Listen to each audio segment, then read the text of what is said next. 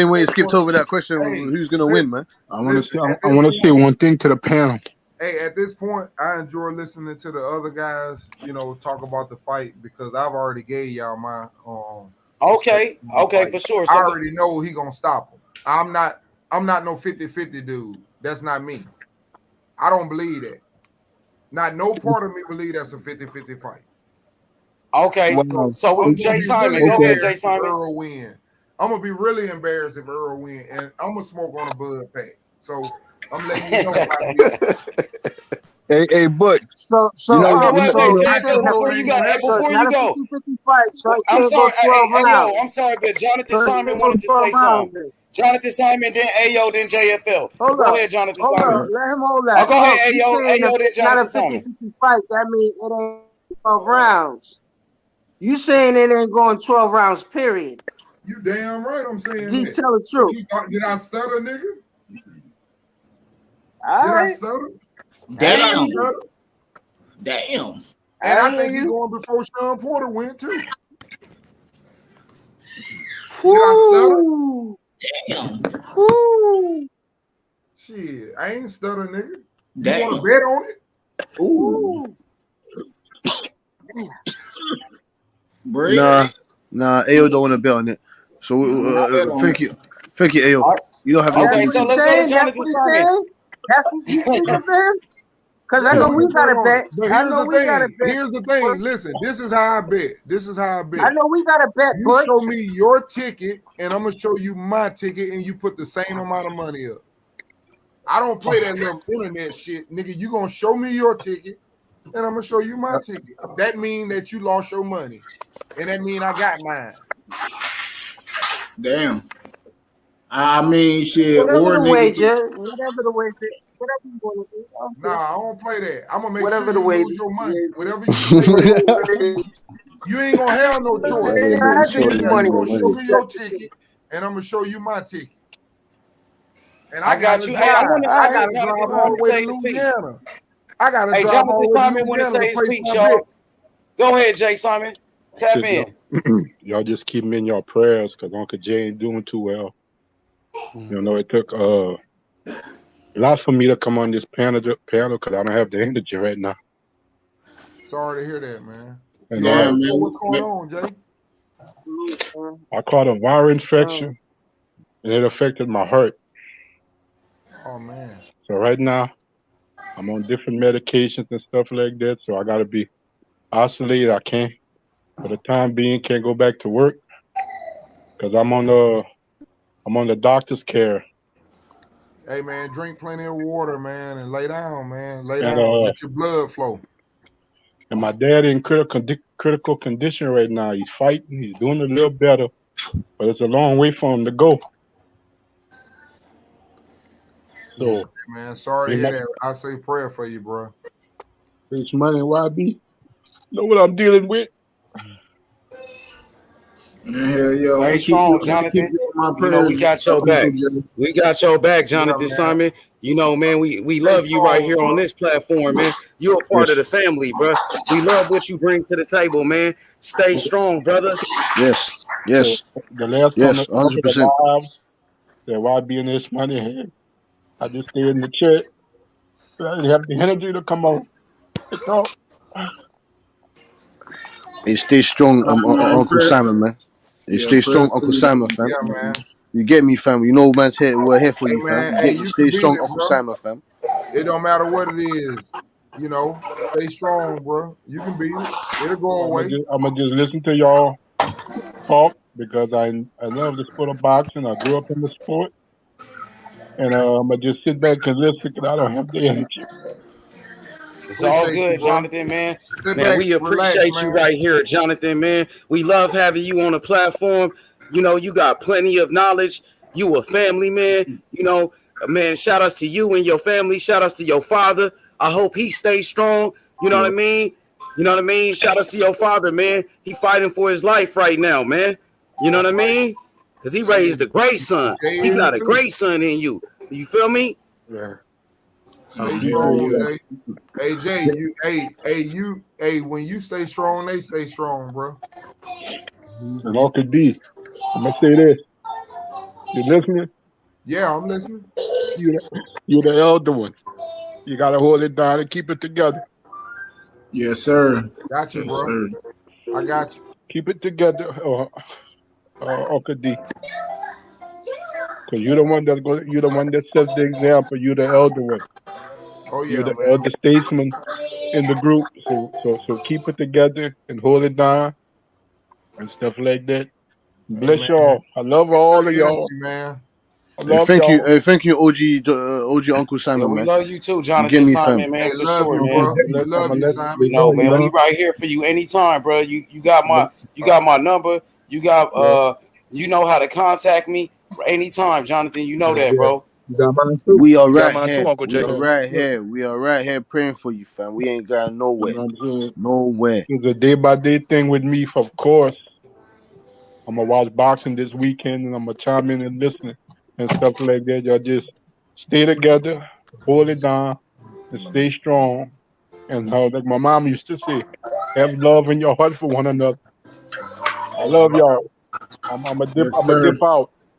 Love you too, Uncle Jay, All right. man. You take care, Hey, bro. All right, Jay. love you too, Uncle Simon, man. right there. Love and respect, Yeah, Jay. man. He going through it. Damn. Hey, don't worry, he gonna be right back here stronger than ever. Oh Trust me, yeah. fam. God, That's God why I will told make him him stay pass through strong. that quickly, fam. God will make him Yeah, come through that quick. God willing, inshallah. You feel Mm. me? You know what I Yeah, mean? yeah. Inshallah. Yeah. Sir. And shout outs to Jonathan Simon, man. Shout outs to Big J Simon. You know what I mean? He's a stand-up guy. You know, everybody going through something, you feel me? You know what I mean? Because Yes, we sir. come on here, talk our shit, but you know what I mean, Yep. everybody going through some type of situation. You feel me? Well said, bro. Hell Yeah, yeah. yeah. Hell Damn. yeah.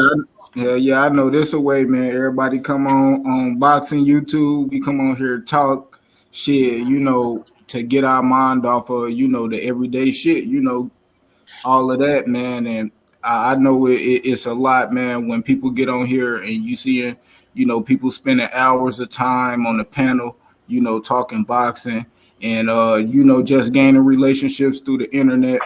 And Jay Simon, one of them people who always been stand up, real knowledgeable brother in the sport, taught me a lot. I know he taught everybody a lot. Anybody that listen, and man, that shit just hurt me. Hearing that, Mm-hmm. and I just want him to be strong. I'm gonna stay strong for him. I'm gonna think about him, send my energy, you know, and all that out to Uncle Jay, and prayers and hope that he get better, because he mean a lot. He mean a lot to the boxing community. He mean a lot to, I know, this panel, YB panel, anybody that he come on and we speak with. So man, prayers to Uncle Jay, man, and we hope him and his father get better. You know, and it hurt people when they hear about things going on in people's life. Everybody always going through something. And this just a way we get away from that. And that's why boxing mean a lot to people. That's why we have so much passion for it, because this how we do it. We get on here and we connect, everybody all around here. I'm in Texas, YB in Texas, H in Tennessee, D in Florida, Butch in the UK, everybody. So man, shout out to everybody, man. Press for Uncle Jay, man. And hope Mhm. he And Hell boxing yeah. is life, and Well life is said, Q. boxing, bro. That's self-explanatory, man. Mhm. Man, Uncle Jay said he got a virus and it messed with his heart. I know he already has some issues with his heart. He already told me about that. And maybe that just made it worse. So, and then he dealing with what his father going through at the same time. So you got to stay strong in these type of situations, man. You know what I mean? That shit is, serious, man. Health, that's like the most important thing, bro. It's your health. You feel me?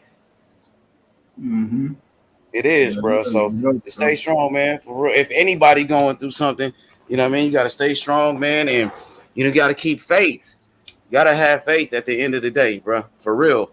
Mm-hmm. So, let's get back to these fights real quick, y'all. Errol Spence, Terence Crawford, man. A lot of people just make it seem like this shit is going to be easy. Some people make it seem like Spence, he gonna wash Crawford. I heard some Spence fans say this gonna be easy. That EJ gonna beat the shit out of Bud. Like Bud is just gonna come show up and give his belt away. You know what I mean? That's why I say, I can't pick at the moment because I'm, taking certain factors into account when it comes to their skill set and current fights and back-to-back smoke. You feel me? I feel as though. Man, that boy Spence said that this shit gonna be easy as picking up milk from the grocery store. Said he just checking that shit off his grocery list. Said he gonna body bag Bud ass on me for the city, bro. Don't even play about it. On me. Facts unique. Yeah. We do know the talk's been going on for quite some time. I mean, so we know the mental state, the physical state in this fight. You feel me? And the performance should be at the highest level. I don't see slowing down. I think it's actually picking up. Mo Bars, be real. What round is Derrick James gonna throw in the towel? They didn't even cut grass today. He was trying to get smoked out. I mean, if Errol Spence make Bo Max sweat, what is Bo Max gonna throw in the towel? Is Bo? I don't know if Earl coming like that, man. We got to see. You don't think he's coming like that? I mean, we got to see Earl coming like that. No, I don't know. Because the only reason I don't know to throw in that towel, because only reason I say it's a possibility Derrick James could throw in the towel with Earl is because the eye injury in the car accident. You know what I mean? So it's a bounce back of Errol Spence, if you didn't know. And his performance was damn sure convincing to me that he's back and he's picking up steam. He's going to apply more pressure in this fight. And there's a back and forth. And it's $1 million bet on the situation. So let's not get amnesia out here. And Crawford has to deal with a lot of pressure when it comes to Errol Spence. We know that Savage Mode Spence, he's trying to get back to. And maybe this is the fight, meaningful fight. He really wanted to display and utilize all his angles, his pressure, his boxing ability, and play no games with this one. So I want to know how Crawford will handle such an onslaught, and if that's Errol Spence's approach, because I feel as though it will be to endure as he doesn't face opponent like Errol Spence. Crawford had to convince me otherwise. Yeah. It takes a lot to walk somebody down and produce an output. You see what I'm saying? And be swift at the same time. It's not Spence is not Spence is passive aggressive with his offense. So passive? I don't think that's the right word, bro. Where they say he's always aggressive, but he can be passive aggressive. So body bag, you know what I mean? Like come with that shit. Yeah, Crawford got to punch his chin. But Spence ain't scared. Yo, special shout out though to the people in the chat. Shout out to Unique Dawn. Shout out to Method, Ben Israel, my boy. You know what I mean? Ben Israel, hit the link, man. You missing in action. I got a whole bunch of Terence Crawford fans, and they said Terence Crawford gonna beat the shit out of Errol Spence. What you gonna do about it, nigga? You gonna sit in that comment section, or you gonna hop on the panel and do something about it, nigga? You gonna sit right there. You gonna sit right there and do nothing. Nigga. You ain't gonna sit right there and do nothing. We're gonna keep doing is talking about eyeball soup and Nebraska cemeteries. We don't give a fuck about none of that. Terence Bob Crawford, Errol Spence need to get in the ring and fight. He gonna express how he feel about things. I'm going by points of what I see, bro. The probabilities, the way he actually performs, he's gonna win the first round. Ayo, you don't believe that, Errol. You don't have any belief in that Errol Spence bullshit. Now, you don't have any belief in that Errol Spence bullshit. You know what Terence Crawford is capable of doing. You know what he's gonna do. Come on, Ayo, man. Man. Now we know Errol Spence switch, right? You know Errol Spence switch at times. Switch what? Switch what? Touch wood. Switch what? Switching. You ain't see Errol Spence switch it in fight. Hold on. Answer the question, bro. No. What fight did you see that in JFL? It wasn't consistent. No, I'm saying, what fight did you see that? This switching? Which fight was that? Trying to recall what fight was that. Hey, but I disagree with when y'all say this shit gonna be easy. Crawford just gonna wash Spence. Crawford gonna beat him easy. I don't agree with that. I think it's gonna be a good ass fight. All they talking about is a puncher's chance. That's what that said. He just got a punch. He could. I don't know. It's possible. Punch inside the shot. Like, come on. It's possible. Yeah, but then when Ben get on the panel and Ben starts to just discredit Terence Crawford, call him crawfish, and call him all type of names, and say Crawford don't have a chance. When the Spence fans get on the panel and say Crawford don't have a chance, and then when the Crawford fans say the same thing about Spence, I think it's some bullshit.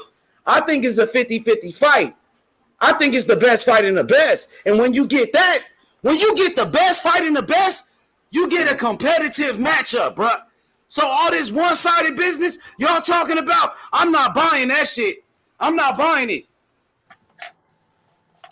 Hey, you better buy that shit, man. Before you better buy it. You better buy it, man. You better buy it. You don't have to buy it. You don't have to buy it. It's just gonna be sent straight to you. Nobody buying that bullshit. You don't have to buy it. You don't have to buy it. It's gonna get sent straight to you. All y'all just equating is he just got to punch his chance. Exactly. Attorney Booker. Fight would have been signed already. Who thought Hagler was gonna knock out Hearns in 3 rounds? Who thought Hagler was gonna knock out Hearns in 3 rounds? Who thought that? Who thought that? Oh man, y'all niggas like, man. Who thought that? Who thought Sugar Ray was gonna knock out Hearns? Come on, man.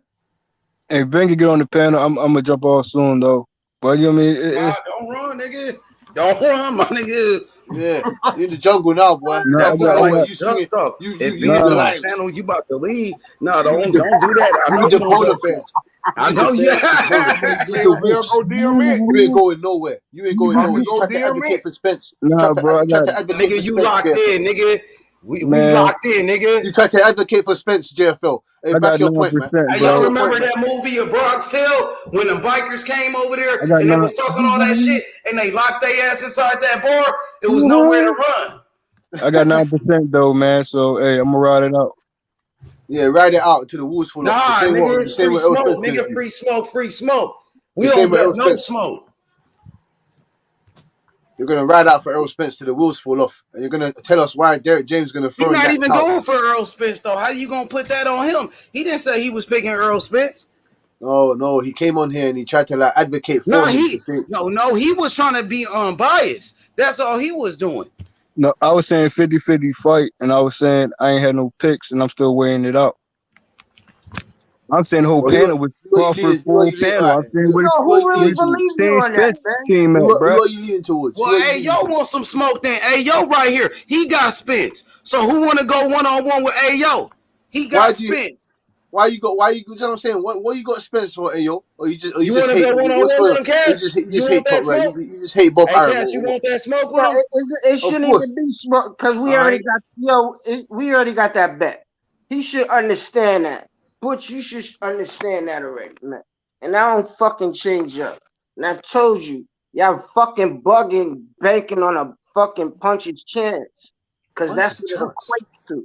Puncher's chance? He's got more knockouts. He's got more knockouts than Spence has fights. He's got more knockouts than Spence has fights. And if this nigga got enough nuts to do a rematch, that's when it's gonna be a fucking problem. That's when we talking about knockouts and taking the motherfucker out. You know what I mean?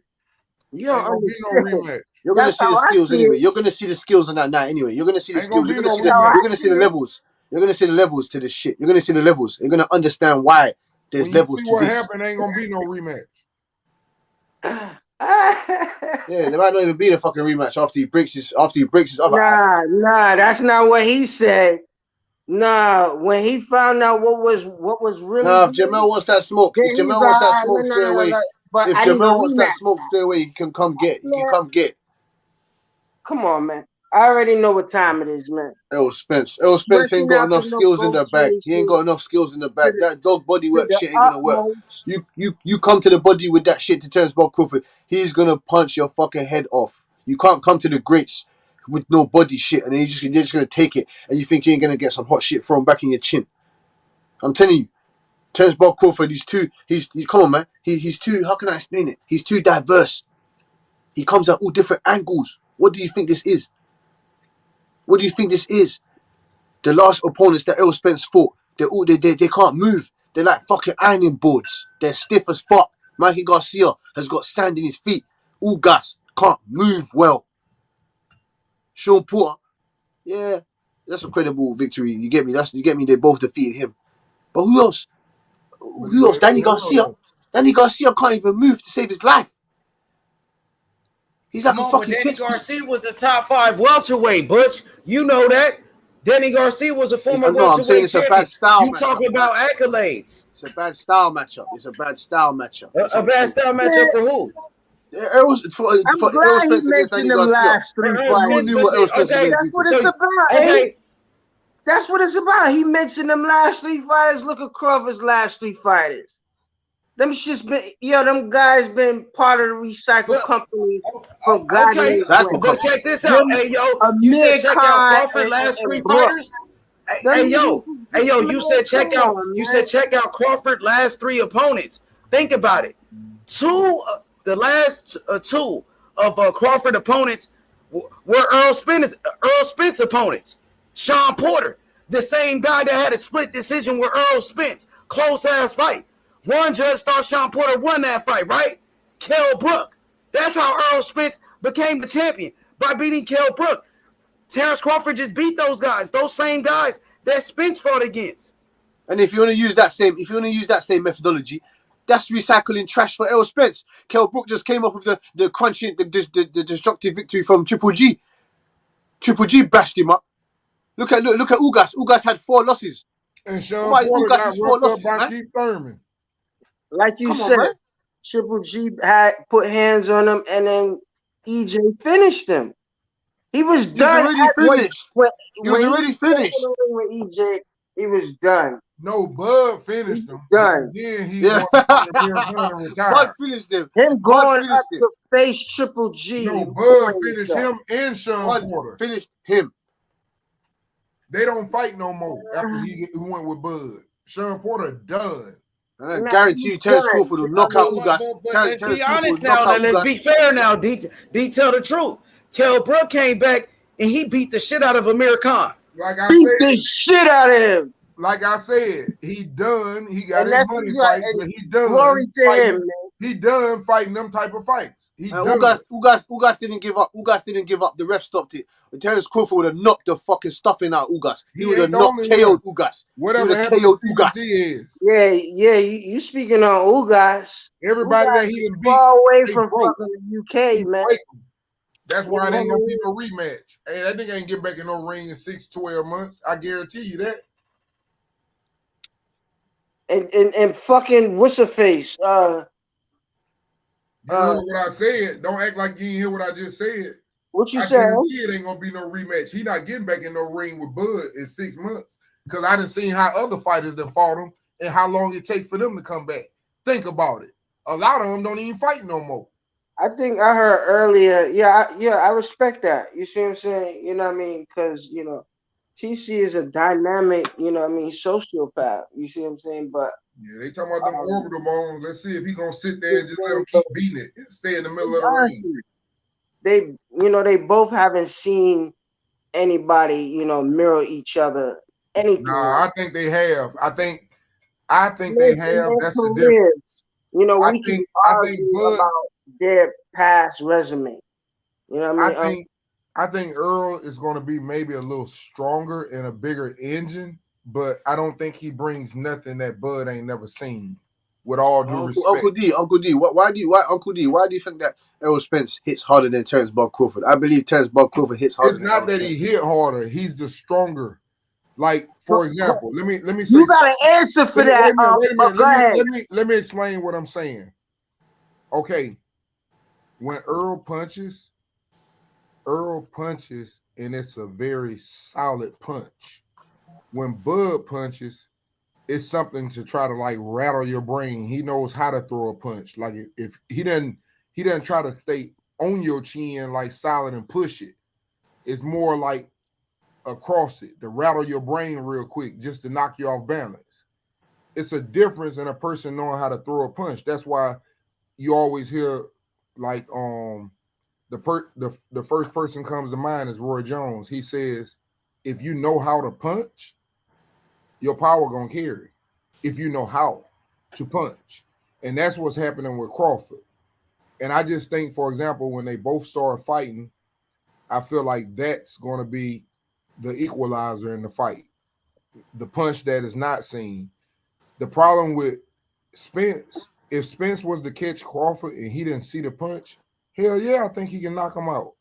If he didn't see it, the problem is I don't think he has that type of toolbox to where it's something that Bud ain't gonna see. Like if he reach, he knows what's coming and he sees it.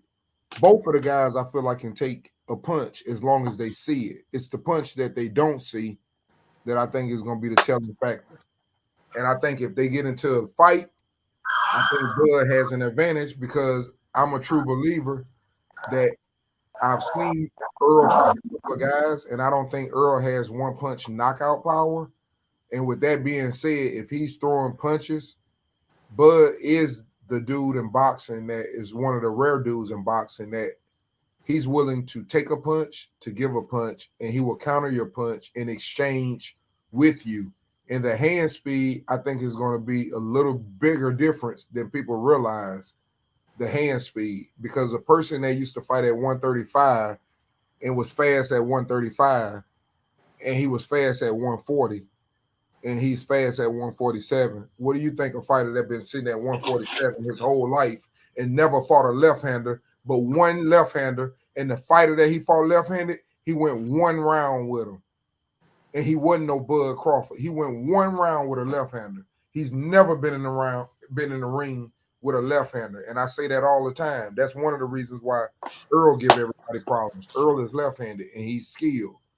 But when you get two skilled left-handers and you ain't seen one, the other one has seen some gold medalists and everything else and spar with a Shakur, we'll see. It remains to be seen. I'm not going to talk no shit and say nothing negative, but it remains to be seen.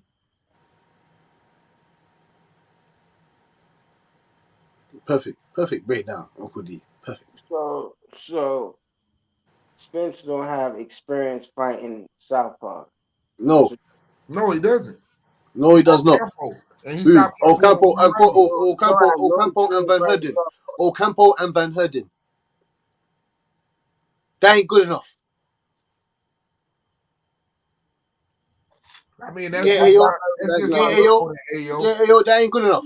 Yeah, Van Herden and Ocampo ain't good enough. I'm not being mean. I'm just saying I think that all left-handers. Look over the boxing. Hold on. Look over the boxing scene. Conventional fighter. Hey, look over the boxing scene. Hey, yo, hold up. Look over the boxing scene. Shakur, left-handed. A serious fucking problem. Usyk, a left-hander. A serious. I see Shakur sign his name. Wait a minute. Earl Spence, right a left-hander. That's another thing. A serious fucking problem. Everybody that's left-handed that has a high skill level, even Andrade, even though he ain't got no fights, people don't want to fight him because he's left-handed and he got a good skill level.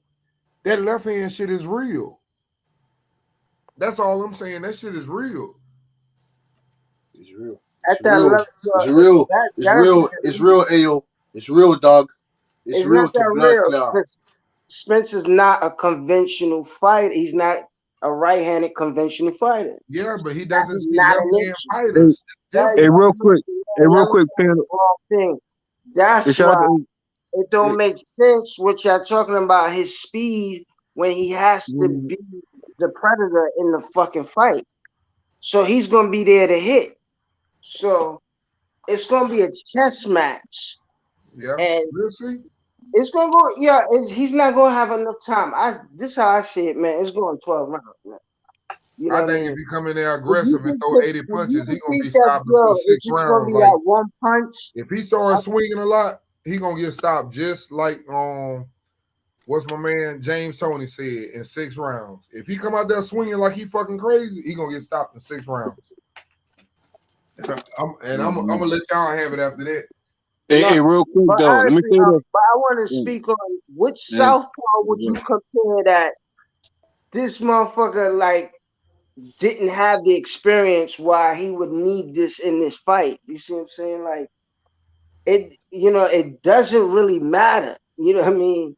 You gotta understand if I'm a southpaw and I'm fighting somebody that's predominantly a southpaw, but he would change to conventional.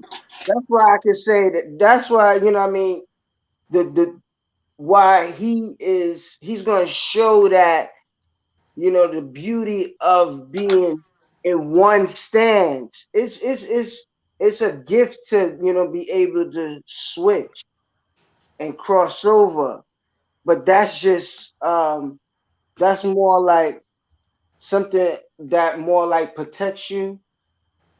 You know what I mean? But it's also like a little attribute. But but on the back end of it, or the pro to con side of it is that it don't show consistency, or it can even it can confuse you at the wrong time. You know what I mean? Or get you more squared up when you don't need to. You get too comfortable getting squared up on the ropes or whatever the case might be. Because you know what I mean? Different matchups, different scenarios, you know what I mean? Sometimes it will show like, I mean, maybe you're fighting somebody smaller and you're getting comfortable. The next fight you're fighting somebody bigger and he's doing it much more, and it looks like he's doing more than he is, but he's not even in your class. But that's what I'm saying with the weaknesses of switching. You know what I mean? But we dominate that. You know what I mean? As copper tone fighters, you know what I mean? We dominate that. So for anybody to actually break it or to show that it can just be, what I mean, put under manners, like, what I mean? This fight is what it is. This is the big, like H Money said, this is the biggest fight, bigger than that shit that happened last week or whatever. You know what I mean? This is the biggest fight, no matter how much money's on the line. You know what I mean? It's still the biggest fight, and it's worth watching again. You know what I mean? Whatever the fucking decision is. You know? Spence not fighting any southpaws, which he fought a couple, whatever the case might be. It don't really matter. It don't really matter. It really matters that, what the fuck Crawford gonna do? Is he gonna sign? Is he really is we gonna get this fight this year? Are we gonna be in suspense till next year? So I don't know. So but Crawford just gotta punch his chance, man. I'm gonna just leave it as that.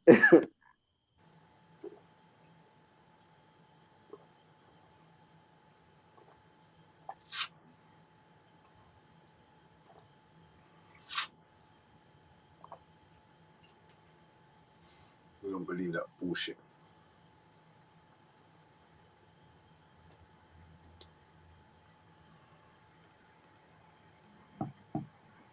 Yo, Butch, think about it. It's gonna be a chess match. I don't believe. It's I gonna think be like a 2-1. Let's think about it.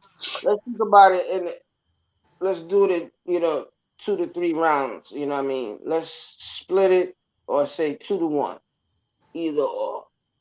You see what I'm saying? One is starting slow, right? And the scheme is, it seemed like whoever is leading is continuing to doing what they doing. You know what I mean? And saying that they boxing.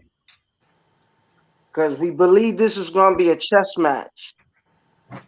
Let's say that it's going to carry on into the second half of the fight. Nigga, you got to know how to play chess to play it. You know what I mean? Because has the circle. That's all it takes with Crawford. You know what I mean?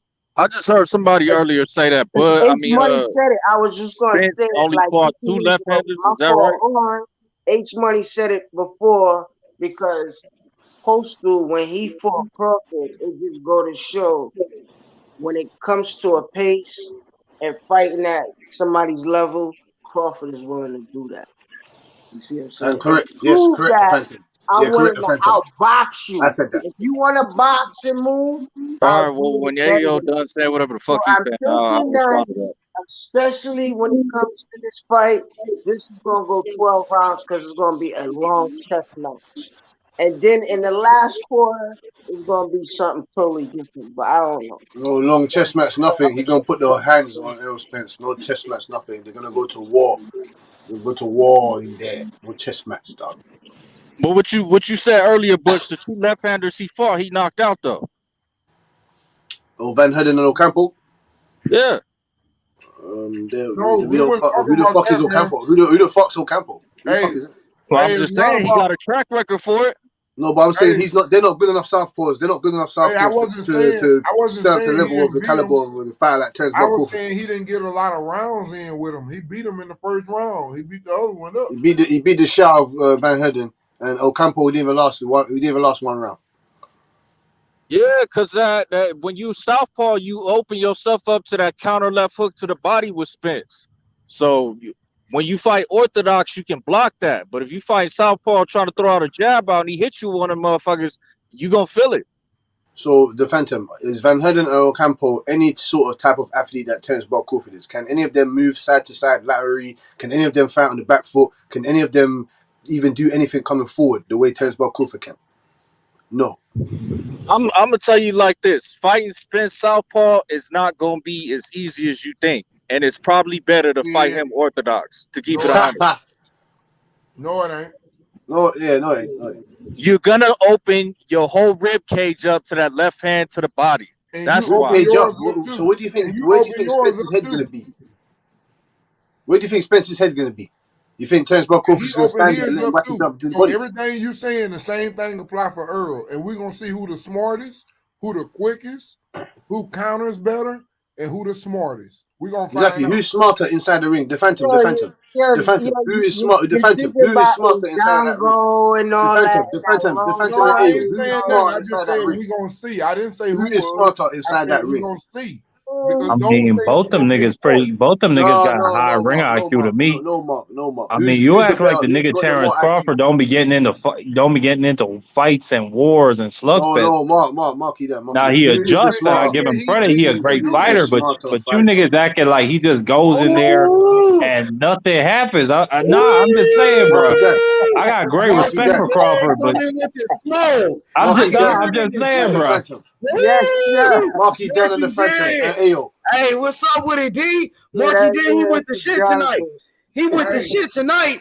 Oh man, I'm just hearing this shit. You niggas are like, yes, Crawford is a great fighter, but They making Crawford seem Spence like is he gonna do his defensively thing in playing there, with man. it. Come on now. Yeah, They he making him seem like is. he's Who is sweet the feet. smarter fighter? Who is the smarter fighter in Bud there? ain't never Who's been in got a the better war. IQ? What? Who's got the better IQ? Man. Hey, bro, As I far as like ring bro. IQ, you gotta say Bud Crawford. That's easy. Exactly. Yeah. Easy. But Hey, I it think, ain't even about but see, it ain't as much of a landslide as people think it is. Errol Spence is smart in there. You know what I'm saying? And that's why he's been able to fight one way and beat people the same way. It's not because he's not smart. Like you got to be smart to be able to implement that. So, Nigga said vending machine hurt Crawford. And he a real southpaw. A real natural southpaw. Hey, listen. That Let me say no what. Let me touch on that. right-handed What? fight. Y'all gotta What? come What? back strong. I Y'all was still doing got good respect for earlier, all those man. fighters that Y'all was shit doing real that good earlier. understand the Now, you game, know, know Hey, I what just YB want to to touch cooking on Benny something. Hanna style. Hey, I want to YB and touch on. Ayo, they cooking like hibachi. And I'm telling you like this, motherfucking Marky Dan, he like, man, I'm fed up. I had enough of this shit. He coming Hey, for justice. Okay, Marky Dan. Marky hey, Dan that's Creed for real. justice, That's bro. real Big King cute. King Yeah, Marky, bro. That's what I call him. he Hey, fighting that's real Mikey cute. But Garcia. I'm gonna Mikey go back. Garcia make a I'm gonna go fucking back fight a and little say something small ass about what you Lomachenko. said, YB. Yes, The sir. thing is, I do think Hey, what's Earl up? is a What's up? smart What's up, Mr. fighter. Santos? But the Reggie, problem man. Nice is, meeting you. Yeah, I'm a when big. someone is Yeah, better I'm than real cool you with at Morrell. what you do, I just think that's Nah, I what. just been visiting. I came out here for the fight. Yeah. And I had a And you rental. can't Then forget I about saw met him Phantom. at the gym. Hey, YB, Devin Haney go sparring, and then on mute. yeah. So yeah, I'm really cool with Dave though. I look out for Put him Dave. I on take him mute. to the. Should I I put him on take mute? him to a barbershop Yeah, out there. because Got he him on his the haircut phone. and everything. That's my boy. Okay. Yeah, they Okay, probably so stopped him because he was talking crazy about Spence. Somebody probably said, hey, "What's wrong with you?" hey, so you can't forget about Phantom. Cause Phantom, man, that dude on fire. You know, when he get in here and start cooking with Smoke, and Smoke just started him a channel. Y'all make sure y'all go Oh, Smoke got subscribe a to channel? Smoke's channel. He Oh, gonna I'm gonna be. start I'm gonna cooking be in the. the morning. Hey, I'm gonna be the Shannon Sharp of his channel. He Skip Bayless. That shit gonna be lit. You train all them. Hey, but Phantom though, he just came I in want to with the meet smoke. Carlos. It's like Phantom just changed the whole energy of the panel.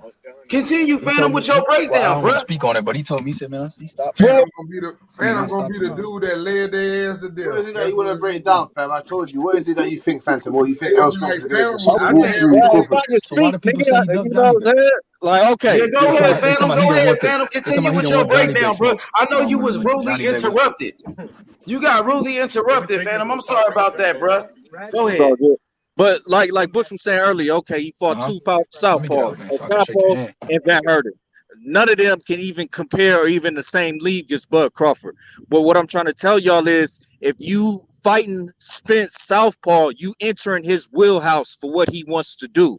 He wants to throw that left hand to the body. That's his bread and butter. If you give him that opening, he gonna fucking take it. And Hey, that's what Phantom. I'm saying. It's not gonna be that easy for Crawford to say, okay, I'm gonna switch, and then I can hit you with this counter quick jab. No, nigga, you gonna eat a left to the body in between that. Can Hey, you Phantom. sustain that kind of fucking damage for 12 rounds? I don't know if you can. Hey, Phantom.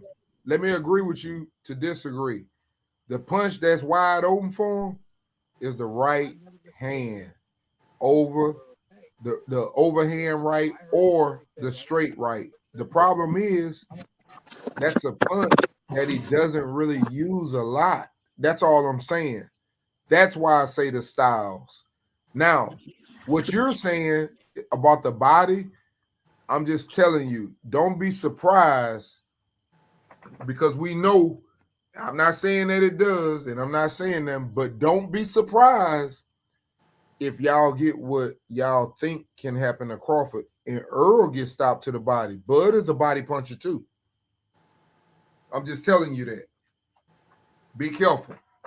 That's always a possibility, but I think They Bud both would left have hand. would, When you say he's vulnerable, understand that both sides are vulnerable. And one thing okay. What about I'm saying Bud, is he know that where to punch for if each. Bud were to fight orthodox, I think he'd have a better chance defensively against Spence than fighting southpaw. Because when he's fighting southpaw, he's focusing on offense more so than his defense, I would say. Yeah, and the good thing about that is, though, when he grab him, guess what? His strong arm gonna be holding Spence left arm. And who you think got the better opposite arm? We know which one can fight both ways. That's why I say everything when I look at it, bro. I mean, I know it sounds bad. I don't think, for example, nothing changed. I think there's people that Earl might be able to beat that Crawford might not be able to beat. But I just think that style of matchup, I think everybody is going to understand why this fight took so long. You're going to understand, and there will be no rematch. I'm letting you know. There will be no rematch. It's Yeah, obvious, I man. don't get what you're talking about, because Don't worry. as Don't a He worry. You I stopped will think this see. is the You don't biggest fight understand right today. now of the Dongo year, to the the body. next 10 years of the 10 years of this decade, and so It on. hurt Sean Porter to the And body. is most likely going Did to it? have a rematch It hurt Sean Porter and everybody based else. on the I didn't see it. ramifications and all the